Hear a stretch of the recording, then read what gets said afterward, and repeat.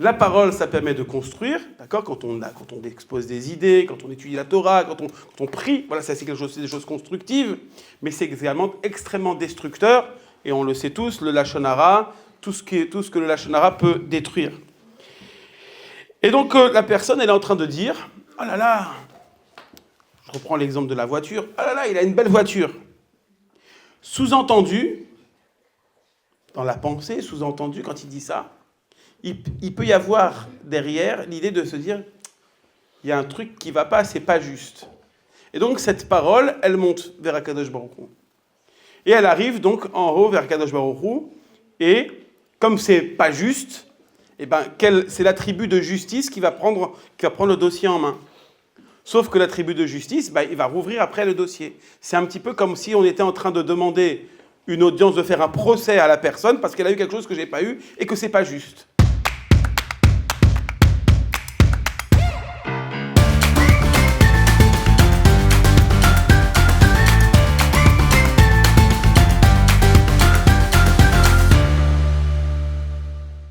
Alors, pour moi, c'est comme ça vient d'être dit, c'est une première, ici donc à Olami Marseille.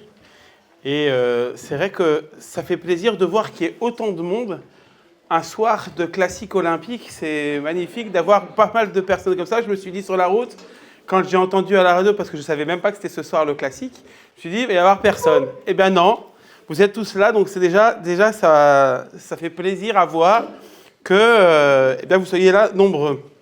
Alors je vais commencer par une petite histoire.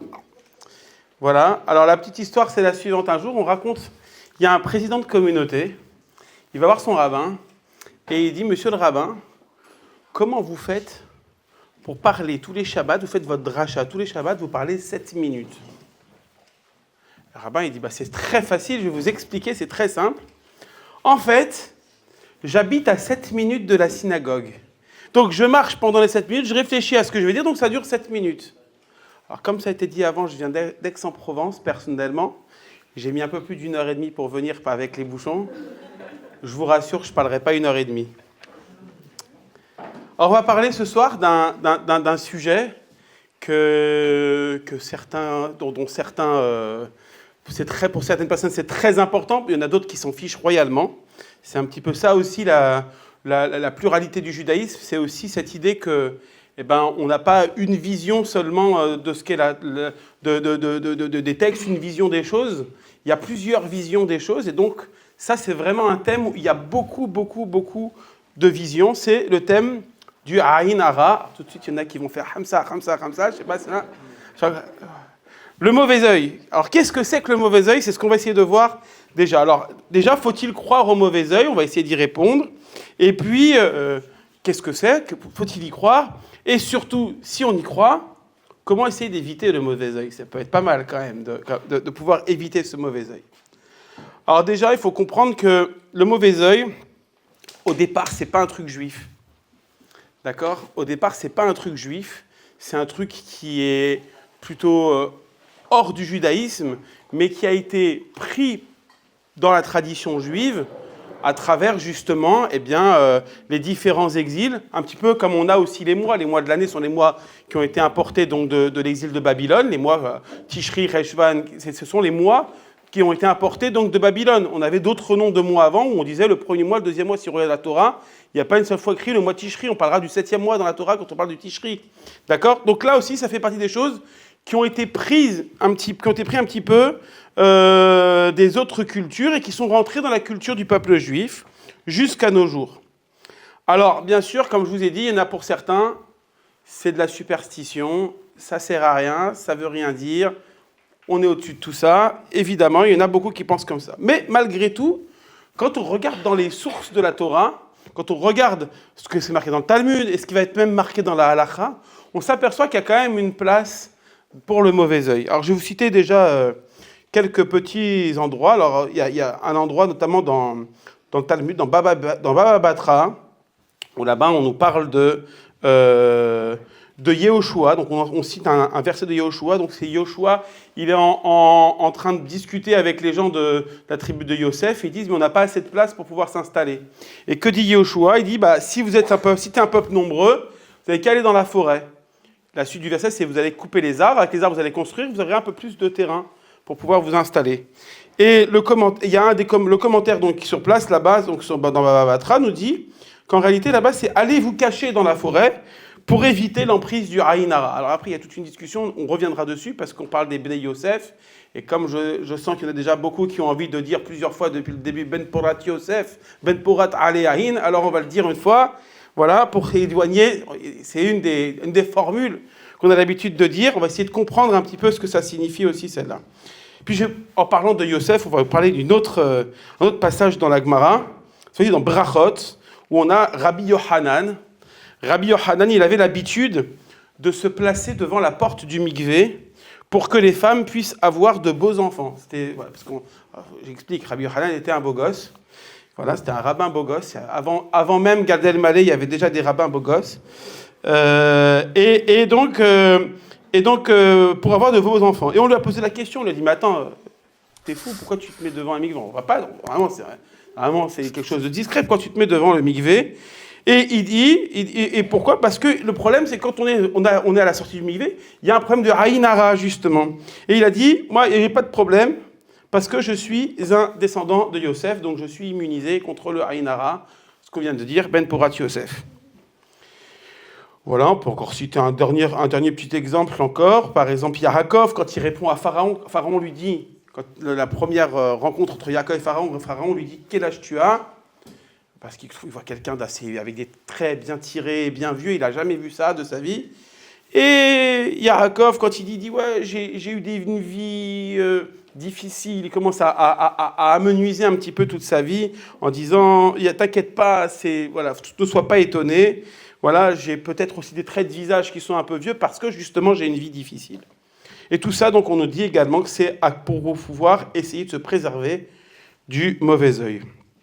Alors ça, c'est dans la Gemara, c'est dans le Talmud, mais si on continue après dans la Halacha, on voit que notamment le Shulchan Aruch va nous parler à un moment de deux personnes qui sont associées dans un jardin. Voilà, c'est le cas qu'il y a dans le Shulchan Aruch. Deux personnes associées dans un jardin, et puis ils en ont marre d'être associés, donc ils vont se séparer. Et donc on doit construire un mur au milieu du jardin pour pouvoir séparer les deux. Eh bien, la halakha nous dit là-bas qu'il faut mettre une barrière. On peut contraindre la personne à mettre une barrière, et la barrière doit faire, alors pour un avis dit fahim pour les uns, donc un dit fahim c'est à peu près 1 mètre, un peu moins d'1 mètre, et l'autre il dit non, 4 amot, c'est environ 2 mètres. Voilà. Et tout ça pourquoi? Alors en fait c'est parce qu'il y a 2 raisons. Donc la première, c'est la notion de ce qu'on appelle Ezek Reya, ça veut dire le fait de regarder ce qui se passe chez le voisin, c'est ce qu'on appelle aujourd'hui le vis-à-vis, d'accord? C'est ça, c'est le problème de vis-à-vis. Et un autre, il dit non, c'est pas pour le Ezek Reya, parce que pour le Ezek Reya, justement pour le vis-à-vis, juste une petite barrière, il n'y a pas de problème. Il faut 4 amot parce qu'il y a aussi le Aïn Hara, le fait qu'on regarde le jardin du voisin et que, eh bien, il y a des mauvaises choses qui se passent avec ça. Bon, le Rambam, il nous explique également la même chose. Il nous dit, oui, non, lui, pour le Rambam, c'était dit Fahim. On passe. Alors, vous avez d'autres exemples encore comme ça qui sont aussi liés au Aïn Hara. Par exemple, quand on monte à la Torah, eh ben, 2 frères, ils ne peuvent pas monter l'un après l'autre à cause du Aïn Hara. Un père et son fils, ils ne montent pas l'un après l'autre non plus. 2 sœurs ne peuvent pas se marier le même jour. Il y a 2 frères ne peuvent pas accomplir la Brit Mila le même jour. Voilà, il y a plein de choses comme ça. Et je vais vous citer juste un avis d'un prépondérant, donc c'est celui du Maharal de Prague. Alors lui, il est catégorique. Il nous dit, le Aïn Hara, c'est très important et c'est très dangereux. Voilà, donc comme ça, on est bien servi. Et donc on voit que suivant les endroits, suivant les avis, eh bien on voit que le Aïn Hara plus ou moins de conséquences, ou en tout cas plus ou moins d'importance, plus ou moins de conséquences. Et donc voilà, donc on a bien compris que c'est quelque chose qui est quand même palpable dans le monde juif aujourd'hui. Il y a plein d'autres choses comme ça qu'on raconte sur le Aïn Hara, quand il se passe des mauvaises choses. Il y a la fameuse blague aussi, vous peut-être la connaissez celle-là. Je vais raconter une petite blague encore. De trois hommes comme ça, trois hommes, le premier il dit « Oh là là, tu te rends pas compte ?» Un peu, hein, « Ah, tu te rends pas compte, ma femme, l'autre jour, j'ai cherché un truc dans son sac. Elle a un livre de Tehillim dans son sac, c'est terrible. » L'autre il dit « Ah, toi ça va, livre de Tehillim.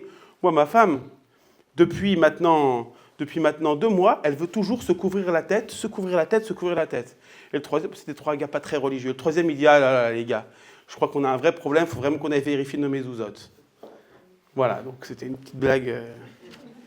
Ça n'a pas fait l'effet que je comptais, mais c'est pas grave.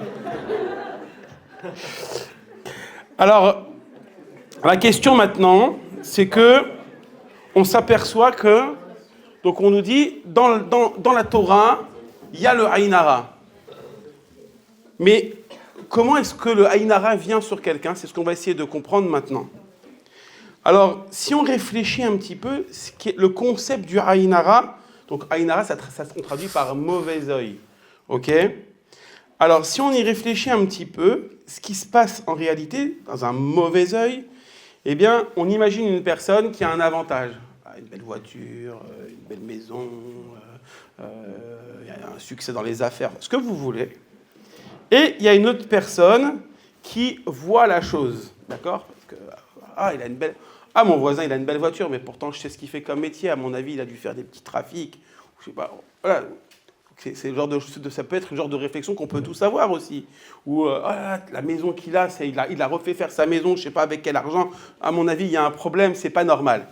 D'accord? Eh bien, tout cela, en fait, le fait de remarquer ces choses-là, qu'est-ce qui va se passer? Eh bien, c'est comme si, parce qu'il faut savoir que la parole dans le judaïsme est très très importante. Il faut savoir que l'homme, c'est le seul être qui est doué de parole. Et que la parole exprime la pensée profonde de l'homme. C'est la Torah qui nous le dit. On nous dit que la Torah, quand Dieu a créé l'homme, il dit qu'il a insufflé dans son corps Nefesh Chaya, qu'on traduit par souffle de vie, sauf que si on regarde certains commentateurs, ils nous disent qu'il faut traduire Nefesh Chaya par Ruach Memaya, ça veut dire un esprit parlant. Donc le souffle de vie qu'il y a dans l'homme, c'est le fait qu'il puisse parler. Donc la parole, c'est quelque chose d'absolument incroyable. La parole, ça permet de construire, d'accord, quand on expose des idées, quand on étudie la Torah, quand on prie, voilà, ça c'est des choses constructives, mais c'est également extrêmement destructeur, et on le sait tous, le Lachon Hara, tout ce que le Lachon Hara peut détruire. Et donc la personne, elle est en train de dire, oh là là, je reprends l'exemple de la voiture, oh là là, il a une belle voiture. Sous-entendu, dans la pensée, sous-entendu, quand il dit ça, il peut y avoir derrière l'idée de se dire il y a un truc qui ne va pas, c'est pas juste. Et donc cette parole, elle monte vers Akadosh Baruch Hu. Et elle arrive donc en haut vers Akadosh Baruch Hu. Et comme c'est pas juste, eh ben, c'est l'attribut de justice qui va prendre le dossier en main. Sauf que l'attribut de justice, il va rouvrir après le dossier. C'est un petit peu comme si on était en train de demander une audience de faire un procès à la personne parce qu'elle a eu quelque chose que je n'ai pas eu et que c'est pas juste. Donc, qu'est-ce qui va se passer? Alors, effectivement, c'est pas juste. Et à ce moment-là, il va lui arriver des bricoles à la personne. C'est ça le Aïn Hara. C'est la conséquence de ce que son voisin a vu. C'est comme ça qu'il faut le comprendre. Moi, j'ai vu quelque chose et j'en ai déduit une chose. Et donc, ça, du point de vue d'Akadosh Baruch Hu, eh bien, on est dans quelque chose qui n'est pas juste. Donc, on va rouvrir le dossier. Et à ce moment-là, donc, si c'est pas bon, il y a les mauvaises choses. Si c'est bon, il ne se passera rien, bien évidemment. Et donc c'est ça qui stimule donc justement cette métadim, c'est ce qu'on appelle en hébreu le concept de ce qu'on appelle le kitroug. D'accord? Kitroug, ça veut dire chercher une accusation. Même avec une parole toute simple, eh bien on peut, sans le savoir, porter une accusation sur une personne, rien qu'en ayant fait une remarque comme celle-là. Alors il faut savoir par exemple que les premières louchot, donc les premières tables de la loi, bientôt arrivées donc dans les parachutes qui vont nous parler de ça, elles ont été brisées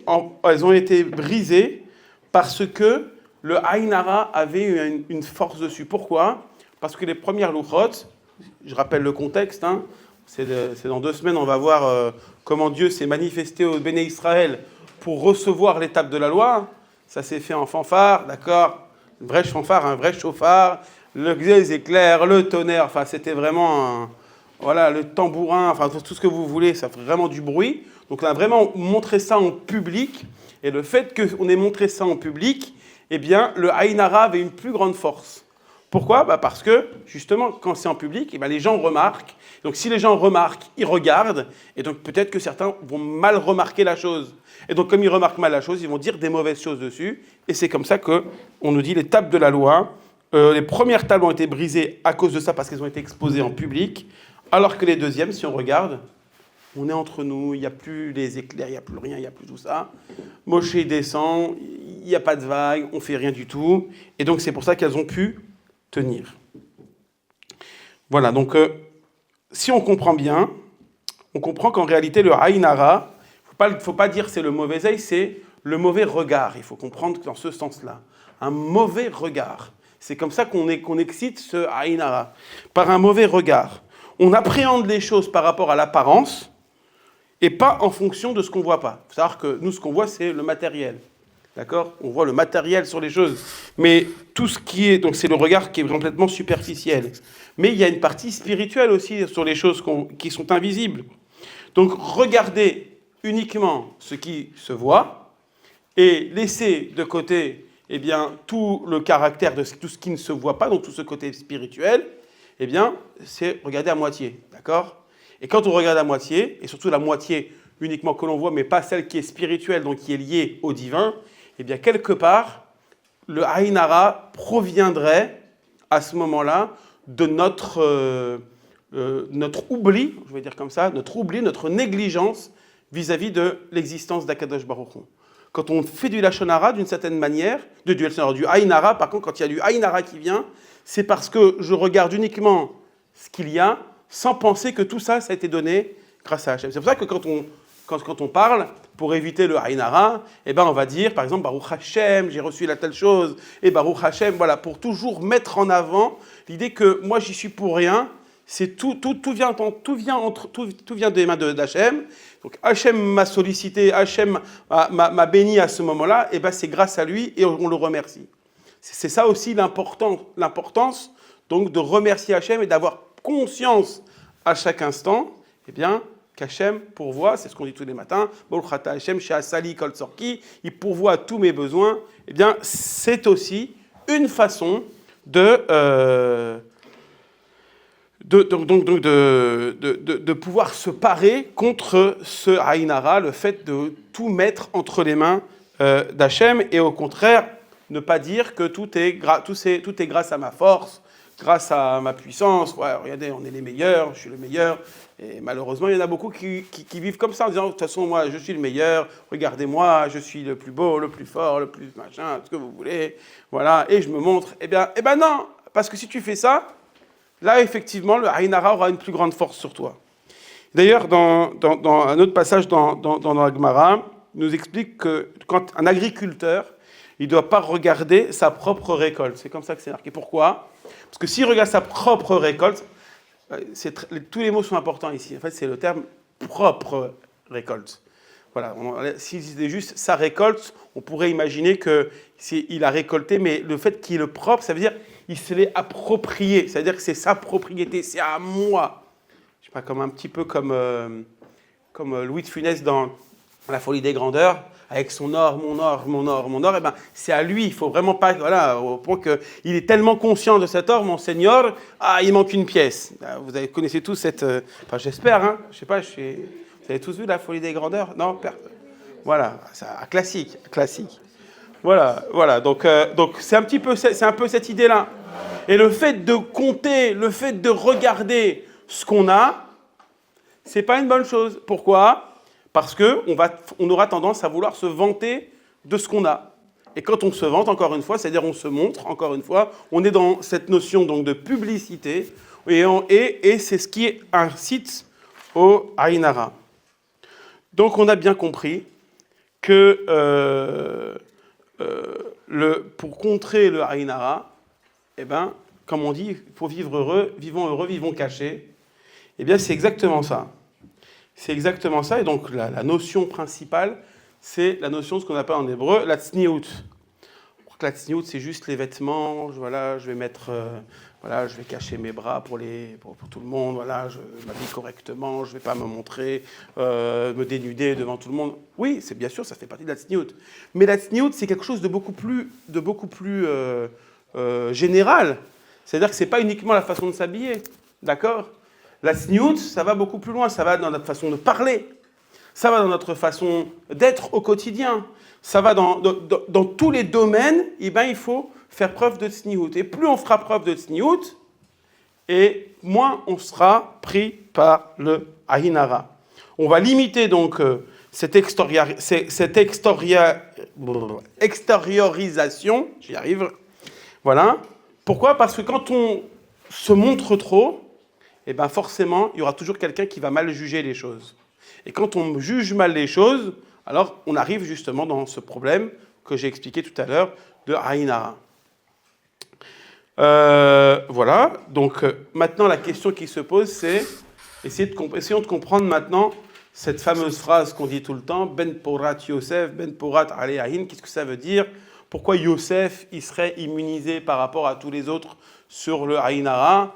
Voilà, surtout qu'en plus, quand Rabbi Yochanan il dit ça, Rabbi Yochanan, on est déjà on est plusieurs siècles après la destruction du royaume d'Israël, du royaume du nord d'Israël. Donc ça veut dire que tous les enfants de Yosef, ils sont éparpillés dans le monde, ce qu'on appelle les 10 tribus perdues, et que dans les 10 tribus perdues, il y a Ménaché, il y a Éphraïm.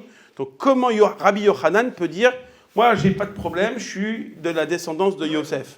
Alors soit il a vraiment gardé, il a fait de la généalogie comme il faut, il sait qui est son père et qui est le père, et ainsi de suite, jusqu'à Yosef. Et dans ce cas-là, très bien.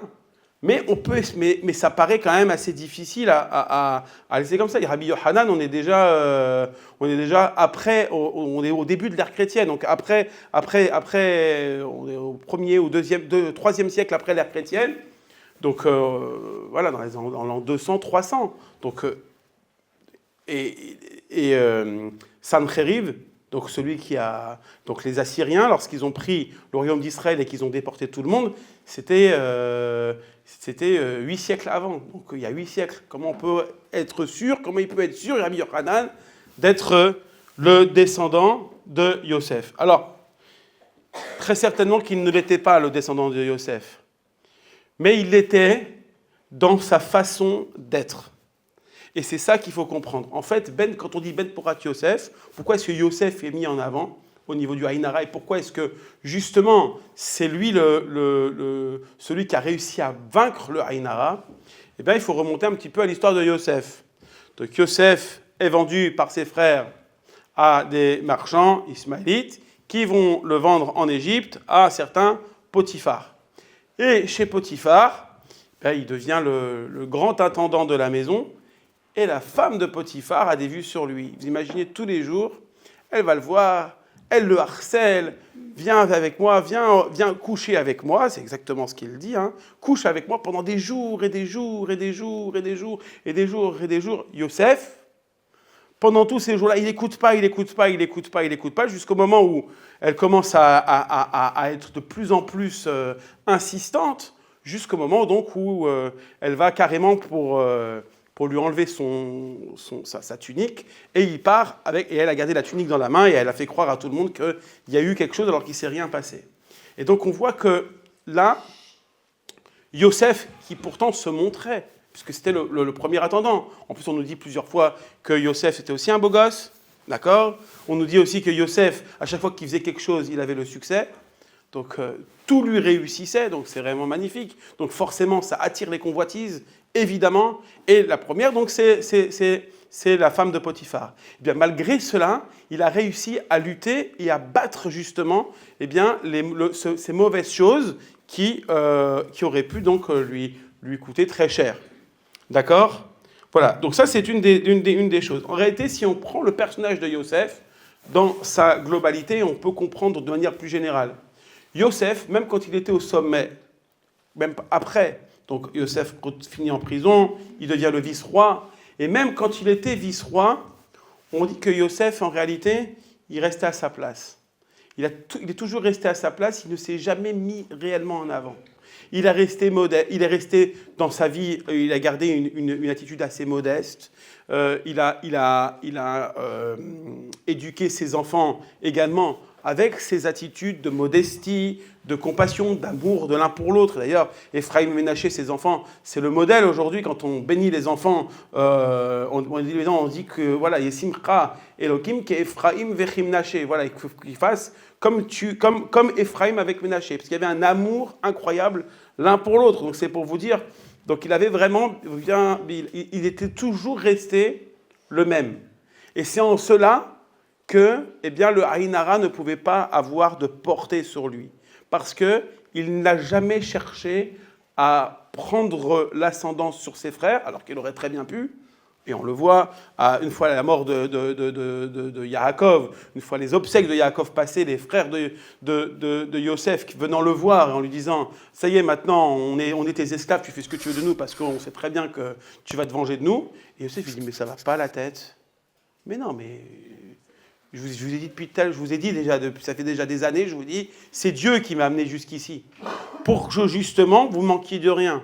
Moi, j'y suis pour rien là-dedans. Et ça, c'est la grandeur de Yosef. La grandeur de Yosef, c'est justement de pousser cette notion de tzniut dans ses retranchements, aller au-delà même de sa propre condition et de se dire... On se dit, c'est le vice-roi, donc il faut qu'il vive dans l'opulence, il faut qu'il vive de manière très riche, en montrant un petit peu sa force. Bon, pas du tout. Yosef n'a jamais été comme ça. Et c'est ça qui fait qu'aujourd'hui, quand on dit Ben Porat Yosef, pourquoi est-ce qu'on évoque Yosef ? Parce que justement, il faut essayer de devenir un modèle. Yosef, ça devient le modèle. Le modèle, justement, à suivre si on veut échapper à toute tentation de ce Aïn Hara, de ce mauvais œil, et faire en sorte que tout se passe bien. Voilà, donc ça c'est l'idée du mauvais œil. Alors, peut-être que, si jamais il y a des personnes déjà qui ont des questions, déjà pour commencer, pas de questions, j'ai été clair. Ah, incroyable. Incroyable. Pas de questions. Oui ?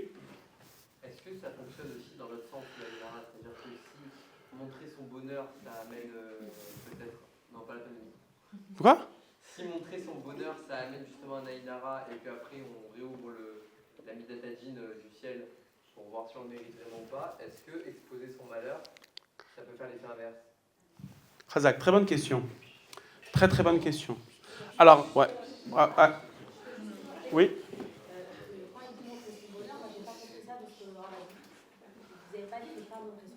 Non. Bien sûr. Il a dit montrer son opulence en exagération. Voilà. Son bonheur, c'est tout naturel. D'accord, voilà. Voilà. Non, alors montrer le bonheur, non. En réalité, alors ça dépend ce qu'on met, ça dépend effectivement ce qu'on met à travers le terme bonheur. D'accord ? Voilà. Le bonheur, en réalité, pour le judaïsme, c'est très simple. Le bonheur, pour le judaïsme, c'est très simple. Ça se résume à ce que dit Yaakov à son frère, et ce qui va être préparé par le Talmud. Quand Yaakov vient, il donne plein de choses à son frère pour essayer de le calmer. Son frère, il dit « T'inquiète pas, yesh li rav, j'ai beaucoup. » Et un peu après, reprends tout ce que tu as, moi, j'ai beaucoup. Et Yaakov, il dit « Non, c'est bon, yesh li kol, j'ai tout. » Le bonheur, c'est ça. C'est considérer que tout ce dont j'ai besoin, je l'ai. C'est ça le bonheur, en tout cas du point de vue du judaïsme. D'accord ? La tradition juive, elle nous dit, dès que tu as tout, c'est bon, tu as le bonheur. Et dans le Talmud, on va le dire d'une autre manière, qui est riche ? Celui qui est content et qui est heureux de ce qu'il a, de sa part. D'accord ? Et Zéou Achir, à Sameach Bechelko. C'est ça le bonheur. Voilà, je suis content de ce que j'ai, je suis riche. Moi, Zichrono Livracha, j'avais un fidèle qui est décédé l'année dernière. Chaque fois qu'on allait le voir, il était heureux. Et il me disait toujours comme ça, il disait, vous vous rendez compte, le monde qui est venu me voir aujourd'hui, je suis milliardaire. Voilà, c'était ça, son expression. Il adorait dire, je suis milliardaire. Il n'était pas plus milliardaire que ça, il n'était pas riche au niveau de l'argent. Mais le fait de considérer qu'il avait tout pour être heureux, alors oui, il considérait qu'il avait tout ce qu'il lui fallait et que c'était ça effectivement le bonheur. Alors là, on ne parlait pas de bonheur, on parle de plus que le bonheur, on parle vraiment de l'opulence, c'est celui qui, voilà, je pense que tout le monde a déjà vu, voilà, un peu la vérité si je mens, quoi, d'accord, hein, la vérité, hein, t'as vu, hein, je l'ai eu, ouais, ça, c'est, voilà. Ou des personnages assez hauts en couleur qu'on voit qui crient un petit peu fort leur judaïsme, c'est ça dont on parle. Et c'est ça qui crée le Aïn Hara. Plus on va crier qu'on est les meilleurs, et plus il y a un risque de retour de bâton. C'est ça l'idée. Alors maintenant, la question qui est posée, qui est une très bonne question, c'est de se dire, maintenant une personne, elle n'a rien. Elle n'a pas grand-chose. Est-ce que le fait de ne pas avoir et de dire c'est pas normal, j'ai rien, ça peut changer quelque chose? Alors, la question, elle est intéressante. Pourquoi? Parce que, en fait, je vais te répondre avec un personnage, fameux personnage qui a tout perdu, c'est Iyov. Vous connaissez l'histoire de Job en français, pauvre. D'ailleurs, il y a une vieille expression qu'on dit, pauvre comme Job. Alors, Job, Iyov, donc je raconte l'histoire pour ceux qui ne connaissent pas, c'est quelqu'un de très riche. Et tous les jours, enfin, il ne faisait pas partie des Béné Israël, il n'était pas des Béné Israël, mais il croyait en un Dieu unique.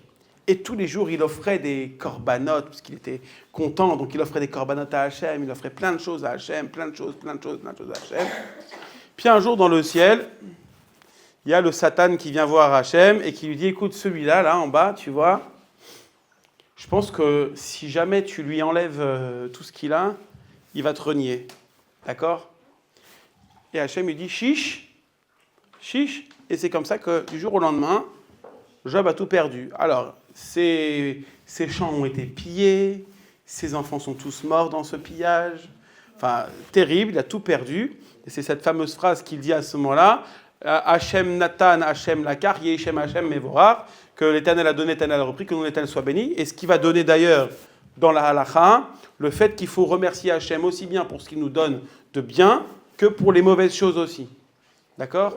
Voilà. Et d'ailleurs, c'est plus difficile de remercier Hachem dans les mauvaises choses, parce qu'il faut, quand on remercie Hachem, il faut toujours être Bessimcha. Donc, être Bessimcha, être dans la joie pour une mauvaise chose, c'est quand même quelque chose de difficile. D'accord? Et pourtant, c'est ce que la Mishnah nous enseigne. Et la Gemara, après, elle continue dans la même chose. Bon, il se plaint. Enfin, il se plaint pas. Il y a des gens, après, comme ils voient que ça n'a pas changé, on va pousser un peu plus le curseur. Voilà qu'il est malade. Voilà, il a la maladie, donc ça s'appelle la tsarahat, donc c'est cette fameuse genre de lèpre qui lui recouvre le corps, donc vraiment devenu le paria de la société, alors que 3 jours avant, il nourrissait, on dit même qu'il faisait même des sacrifices au nom de ses enfants, de peur que ses enfants ils aient fauté, et pour pouvoir bien l'influencer comme il faut. Ok? Bon, tout se passe, et après il y a ses compagnons qui viennent le voir. Peut-être que tu as fait quelque chose de pas bien, peut-être c'est pas normal que tu sois... Comme on dit en français, il n'y a pas de fumée sans feu. Certainement, il y a un truc qui va pas. Et Yov, il continue, il dit, mais non, c'est pas vrai, j'ai tout fait comme il faut. Il dit tout le temps, j'étais le juge, j'ai tout fait comme il faut, j'ai tout fait comme il faut. Bon, on sent quand même à un moment un soupçon de révolte. Bon, la fin de l'histoire, c'est quoi? Dieu va lui rendre toute sa richesse 7 fois plus. Il va avoir 7 fois plus d'enfants, il va avoir 7 fois plus de tout. Et le Talmud, il y a un passage du Talmud qui nous dit c'est bizarre quand même cette histoire de Iyov, qui va recevoir à la fin 7 fois plus. Et les sages sont en train de réfléchir si en réalité ils se disent la chose suivante. Ils disent en réalité Iyov, il a tout eu dans ce monde-ci, il n'aura rien dans le monde futur. Ça fait mal. Voilà. Et donc qu'est-ce que ça veut dire? Ça veut dire qu'en réalité il ne faut pas oublier une chose, c'est que pour la Torah, dans le judaïsme, mais la Torah, eh bien, la vraie vie, on pourrait dire, eh bien, c'est pas dans ce monde-ci, c'est dans le monde futur. Et que ce monde-ci, c'est dans les Pirkei Avot, on nous dit que ce monde, c'est le prosdor avant de rentrer dans le palais. C'est le vestibule dans lequel on se prépare pour arriver dans le palais, pour arriver dans la vraie vie. C'est-à-dire que si on fait bien les choses ici, normalement, dans la vraie vie, dans le vrai palais, c'est-à-dire en présence d'Akadosh Baruch Hu, tout va bien se passer. Si au contraire, on ne s'est pas bien préparé, des petites tâches spirituelles, des choses comme ça, bah, quand on va arriver, on va être on va pas avoir une présentation très clean, et donc ça va être plus compliqué de pouvoir discuter avec Akadosh Baruch Hu et d'être proche de lui pour pouvoir lui demander certaines choses. Voilà. Et donc il faut comprendre de là une chose intéressante, c'est cette notion qu'on dit souvent, on dit tzadik veralo et racha vetovlo. Voilà, le tzadik sur terre, il y a des tzadikim sur terre, catastrophe. Ils ont tous les malheurs possibles du monde. Et pourtant on dit qu'ils sont tzadikim, ils disent c'est pas normal. Il fait les mitzvot, il fait tout ce qu'il faut, il mange plus que kasher comme il faut, pour Pessah, il fait attention à pas avec ses matzot, il fait vraiment tout comme il faut, tzadik. Et à côté de ça, que des malheurs. Et à côté de ça, on a le rachat à côté, pas Shabbat, pas de cache-route, rien du tout, et tout lui sourit, il est très riche. Non, il dit attention. Et c'est là où le Pirkei Avot nous dit attention, la véritable récompense, elle n'est pas dans ce monde-ci, elle est dans le monde futur. Donc ça veut dire que, quelque part, et c'est ça aussi l'idée qui est véhiculée à travers cette bracha qu'on fait vis-à-vis d'Hachem sur les mauvaises choses qui nous arrivent dans ce monde-ci, parce que quelque part, quand on remercie Hachem sur les mauvaises choses, eh bien, ça veut dire peut-être qu'on est en train de garder pour le monde futur. Ok ? Donc l'idée d'une personne qui n'a que des malheurs et qui va demander à Hachem d'être un peu plus favorable avec lui, de le voir avec un bon œil, c'est pas forcément une bonne idée, une bonne chose. D'accord ? Alors bien sûr, il peut demander, et évidemment, on doit tous les jours, on demande.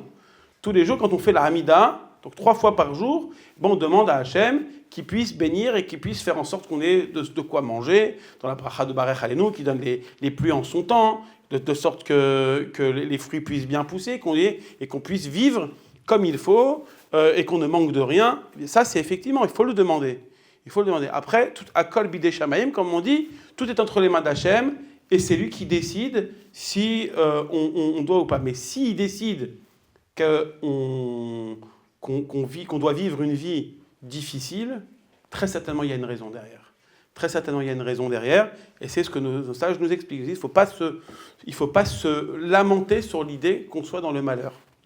Voilà, donc alors c'est vrai que c'est difficile aujourd'hui de comprendre ça, voilà, parce qu'on a tous envie, dans un monde dans lequel on vit, le monde où la consommation, voilà, on veut tous avoir le dernier iPhone, on veut tous avoir alors maintenant c'est, je sais pas, Tesla maintenant, parce que pouvoir rentrer dans Marseille, si on n'a pas la vignette comme il faut, on ne peut plus, donc il faut la Tesla maintenant bientôt pour rentrer dans Marseille, mais voilà, donc tous, on aspire tous à ça.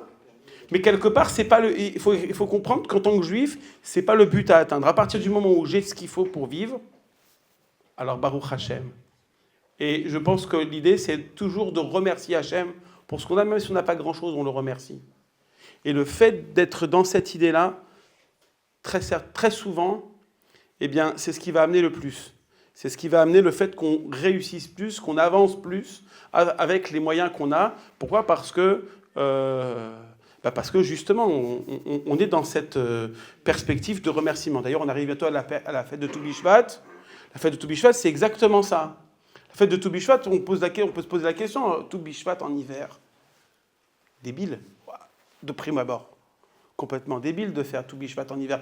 Il n'y a pas de fruits, les fruits n'ont pas encore poussé, il n'y a plus rien. Alors aujourd'hui, grâce à Dieu, grâce au commerce international, on peut avoir tous les fruits de la terre qu'on veut. Mais si on se remet encore, à l'époque, il n'y avait pas les avions, faire Tou Bishvat, 15 fruits sur la table, mais c'est parcours du combattant. D'accord ? C'est plus logique de faire ça en été. Au moins, on a tous les fruits, on a tout ce qu'il faut, on remercie Hachem là-dessus. Non. Torah, elle dit pendant l'hiver. Pourquoi pendant l'hiver ? Parce qu'on va remercier Hachem sur les fruits qu'il va nous donner. Voilà, là, c'est la différence entre deux personnes. Prenez 2 personnes. Prenez une première personne qui vous dit, voilà, je te fais un cadeau, j'ai décidé de te faire un cadeau, sauf que, je ne te dis pas ce que c'est, bien sûr, le cadeau, tu vas le recevoir dans 3 mois. D'accord ? Et une autre personne qui vient et dit, voilà, je te fais un cadeau, je te le donne tout de suite. Voilà, tu ouvres le cadeau, voilà. Et les deux remercient. Quel sera le remerciement celui qui sera fait de la manière la plus sincère ? Celui qui a attendu, pourquoi? Parce que quel que soit ce qu'il va recevoir en retour, il aura remercié de la même manière. Alors que celui qui a reçu le cadeau tout de suite, il va l'ouvrir. Ah, si ça lui plaît, ah, merci beaucoup, super. Mais si ça lui plaît moyen, merci. Voilà, et c'est tout. Alors que là, avant même qu'Hachem nous donne les fruits, déjà on le remercie. Donc c'est un petit peu la même chose. Donc on le remercie en avance pour ce qu'il nous donne et pour ce qu'il va nous donner. Et on est toujours dans cette espérance qu'il nous donne tout le temps ce dont on a besoin. Voilà. J'espère que j'ai donné quelques clalim, quelques règles, quelques concepts. Voilà. Est-ce qu'il y a d'autres questions?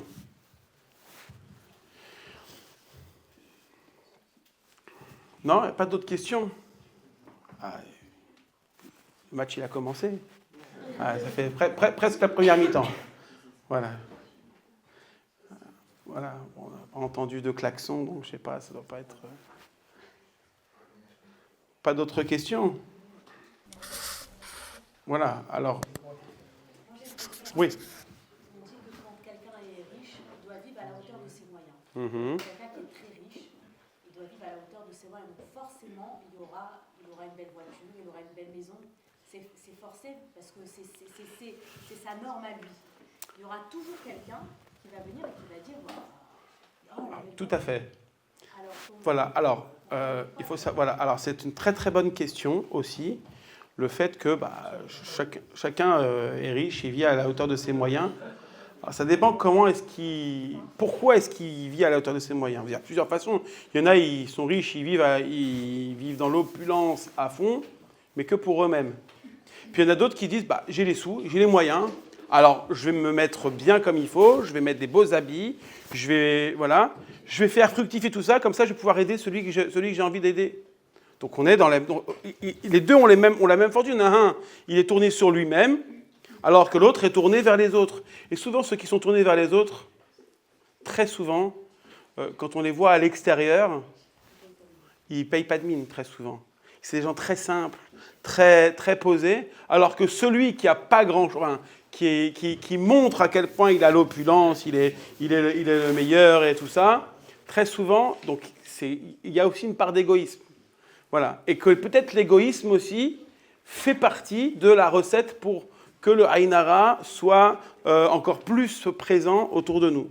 Voilà. Plus on dit « je suis le meilleur », c'est ce qu'on a dit depuis le début, plus on se regarde comme étant le meilleur en laissant complètement de côté l'idée que je ne suis peut-être pas arrivé tout seul, il y a peut-être des partenaires avec qui j'ai travaillé pour arriver à ce niveau-là. Et puis surtout, il y a le partenaire principal, Akadosh Baruch Hu.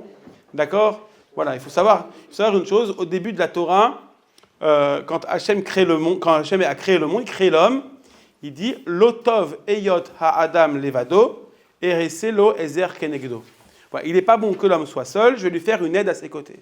À partir de ce moment-là, à partir du moment où Hachem dit cette chose-là, avant, en fait, on aurait pu croire avant que l'homme, c'était, comme c'était dit au tout début, qu'il va dominer le monde, ce sera le meilleur, ce sera le plus grand conquérant qui soit, il va tout faire. Là, maintenant, on est en train de dire non.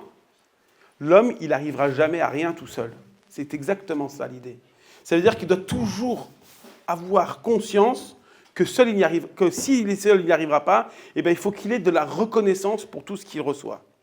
C'est ça l'idée qu'il y a derrière cette notion donc de « je vais faire une aide à ses côtés ». C'est pour que l'homme prenne conscience qu'il doit remercier à chaque instant tout ce qu'il y a autour de lui, pour tout ce qu'il y a autour de lui. Que ce soit sa nourriture, que ce soit les personnes qui l'ont aidé, voilà, être reconnaissant vis-à-vis des personnes, être reconnaissant, mais même sur des choses simples.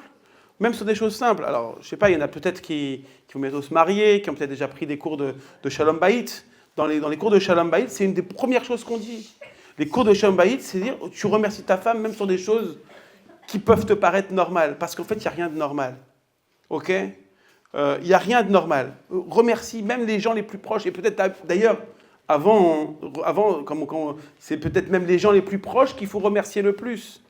Voilà, donc c'est ça, c'est ça aussi l'important. Et donc, quand on voit une personne qui très souvent utilise cet argent pour aider les autres, très souvent, on ne ressent pas qu'il soit vraiment dans l'opulence. On se dit, non, c'est quelqu'un de normal, quoi. Voilà, d'accord. Alors que quand on est vraiment devant une personne qui est imbue d'elle-même et qui se montre, c'est que très souvent, elle a complètement laissé de côté les autres et elle ne vit que pour elle-même. C'est terrible en plus de penser ça. Ça veut dire que la personne va finir seule à la fin de sa vie, peut-être. Enfin, voilà, comment elle va finir la personne en question, c'est quand même problématique. On devrait même peut-être même prier pour lui, pour qu'il puisse changer, parce que c'est vraiment, il va finir par devenir fou. Et très souvent, d'ailleurs, quand on regarde, je ne sais pas s'il y en a peut-être qui ont déjà lu certaines biographies de personnes qui ont bien réussi leur vie, très souvent, eh bien, dans ces biographies, il y a un point commun, c'est qu'il y a toujours un moment où ils sont seuls. Ils sont seuls, parce qu'ils pensent, parce qu'il y a un caractère aussi inaccessible vis-à-vis de ces personnes. Voilà. Je crois que c'était... Non, je pensais à quelqu'un, mais non, je ne pense pas que ce soit lui. Voilà. On a l'impression qu'il vit dans une tour d'ivoire, alors que ceux qui, au contraire, font en sorte de toujours avoir cette envie de s'ouvrir aux autres, et d'essayer toujours de redescendre un petit peu, d'ouvrir et d'aller voir les autres, et de rentrer un petit peu, de descendre et de leur piédestal, eh bien, c'est ceux qui réussissent. Je prends l'exemple, le meilleur exemple qui soit, Moshe Rabbeinu. Moshe Rabbeinu, là, on est vraiment au top. Moshe Rabbeinu a vu Hachem face à face. D'accord ? Hachem face à face. Et il n'est pas mort. Parce que pourtant, il y a écrit plusieurs fois que celui qui verra la face d'Hachem, il est mort, il meurt, il mourra. Lui, il a parlé avec Hachem face à face. D'accord ? Ok ? On nous dit en plus Moshe, le plus grand de tous les prophètes, justement parce qu'il a vu face à face. Et parce que malgré le fait qu'il ait vu face à face Dieu, ça n'a rien changé chez lui. Et pourtant, on nous dit que Moshe était l'homme le plus modeste que le monde ait porté. Ça veut dire que et comment on le sait, c'est parce que le jour, vous vous rendez compte, le jour où Hachem vient le voir, Moshe lui dit, Moshe, voilà, je t'ai choisi pour devenir le sauveur de tout Israël. Qu'est-ce qu'il dit, Moshe ? Il dit, je suis qui, moi ? Va trouver quelqu'un d'autre. Je ne suis pas la bonne personne, il y a eu une erreur sur le casting. D'accord ? Donc, ce n'était pas du tout dans son ADN, à la base, à Moshe, de se dire, je vais sauver demain le peuple d'Israël. Pas du tout. Ce n'était pas du tout son idée principale. Lui, il voulait rester tranquille. Il avait trouvé, il faisait son travail, son métier de berger auprès de Yitro, était très bien.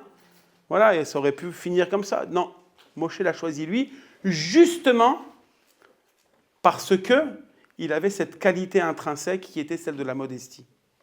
Voilà. Donc encore une fois, si on veut réussir, eh bien, ce sont ces attributs-là, l'attribut de modestie, donc la tsniout, le fait de ne pas trop se montrer, le fait d'avoir de la reconnaissance pour les autres, qui font que, eh bien, on peut avancer, on peut grandir, et à ce moment-là, cette notion de Aïn Hara, effectivement, on sera réellement Cholette, on sera vraiment au-dessus, on aura le contrôle sur ces Aïn Hara, sur ces mauvaises paroles également qui ont lieu. Pourquoi ? Parce que ce qui peut se passer, imaginons qu'on est dans le cas d'une personne très riche, mais qui aide les gens. Okay ? Imaginons maintenant, on a une personne qui vient et qui dit « Ah là là, cette personne, elle est un peu suspecte. » Tu te rends compte ? Il y a toujours une personne qui la connaît un petit peu mieux et qui dit « Tu te rends compte de ce que tu es en train de raconter ?» Donc en fait, la personne qui veut commencer à dire il y aura toujours quelqu'un pour défendre. C'est ça aussi l'idée qu'il y a derrière cette notion donc cette idée d'être tourné toujours vers les autres. Voilà, donc une autre grande qualité à avoir. On a bien compris donc les idées qu'il faut avoir pour pouvoir justement être au-dessus donc de cette idée donc de Aïn Hara. Même pour les personnes qui n'y croient pas, eh bien, il faut savoir que malgré tout, même quand on n'y croit pas, voilà, il y en a beaucoup qui disent « Moi, je ne suis pas superstitieux parce que ça porte malheur. » Voilà, donc c'est exactement ça. Voilà. On a toujours quand même, quelque part, cette idée qu'il y a des choses qui nous dépassent et il y a des choses qui nous arrivent, on ne comprend pas pourquoi. Et très certainement, il y a des choses qui nous dépassent. Donc même celui qui nous dira « C'est que de la superstition, j'y crois pas », quelque part, il fera quand même attention. C'est un petit peu comme le juif qui ne croit pas en Dieu, qui ne fait rien, voilà, et qui vient les 5 dernières minutes de Kippour, et quand on dit, mais alors, je ne comprends pas, tu fais rien toute l'année, tu vas être ici. Oui, mais on ne sait jamais, d'accord? On ne sait jamais. Donc je viens quand même, parce que je veux me montrer quand même devant Dieu. Si jamais je me trompe, au moins j'aurai ça à lui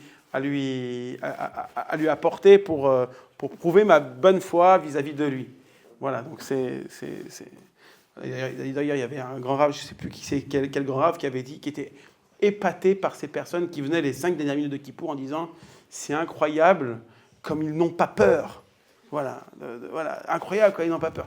En 5 minutes, ils sont là pendant les 5 minutes, et il était vraiment très impressionné par ces personnes qui venaient les 5 dernières minutes de Yom Kippour, parce qu'il disait « mais moi j'ai peur toute l'année », et eux, 5 minutes, ils passent après une bonne année. Voilà, donc c'est intéressant aussi de voir qu'on peut également avoir pas mal de choses si on fait ça de manière consciencieuse. Est-ce qu'il y a d'autres questions? D'autres remarques peut-être? Voilà. Non? Bon. Juste une question. Tout à l'heure, vous avez dit que si on dit Ben Porat Yosef, c'est justement par le mérite de Yosef de ne pas avoir pris l'ascendant sur ses frères malgré ses atouts. Je ne comprends pas pourquoi on dit ça, parce que je trouve que c'est l'inverse, parce que avant de tout ce qui lui est arrivé avec ses frères, il avait justement attisé ses frères avec les rêves qu'il avait racontés. Très bien. Très bonne question, très bonne remarque également. Oui, mais à la fin, quelque part, on voit un Yosef qui fait quand même une belle teshuva. Effectivement, au départ, on a envie de lui mettre des claques. Je suis d'accord avec toi. Quand on le voit en train de parler à ses frères comme il parle à ses frères, et lui, il a fait ça, et lui, il a fait ça. Ah, papa, t'as vu, lui, il a fait ça. Ah, lui, il a fait ça. Et moi, t'as vu comment je suis bien coiffé, je suis beau, Voilà. C'est sûr que Yosef comme ça, mais il est absolument... Enfin, moi, j'aurais la haine contre lui, comme ses frères. Ah, mais à un point, voilà. Mais on voit que ce Yosef-là, très certainement aussi par la vie qu'il a vécue, eh bien, a beaucoup changé. Voilà. Et il y a changé en bien. Voilà. Alors après, on comprend aussi qu'au départ, et plus l'histoire avance, et plus on comprend qu'en réalité, au départ, il a peut-être mal interprété certaines choses qu'il a vues, et qu'en réalité, eh bien, quand on connaît la suite de l'histoire, on comprend mieux. Voilà. C'est pour ça qu'on nous dit d'ailleurs que quand il raconte les rêves à son père, voilà, donc on dit que les frères ont eu beaucoup plus de haine pour lui, mais après, il écrit « Ve'aviv shamar et adavar ». Le père, il a quand même gardé les choses. Il a gardé la chose parce qu'il dit il y a un truc quand même, il y a un truc à creuser, on va le garder en place. Et quand il se revoit plusieurs années après, ben là, tout devient clair. Voilà. Et effectivement, tout est clair. C'est pas du tout le fait qu'il va être le chef suprême, qui va écraser tous les autres. Non, pas du tout. C'est celui qui, par sa volonté, par son travail, va réussir à faire vivre l'ensemble du Ham Israël. Merci.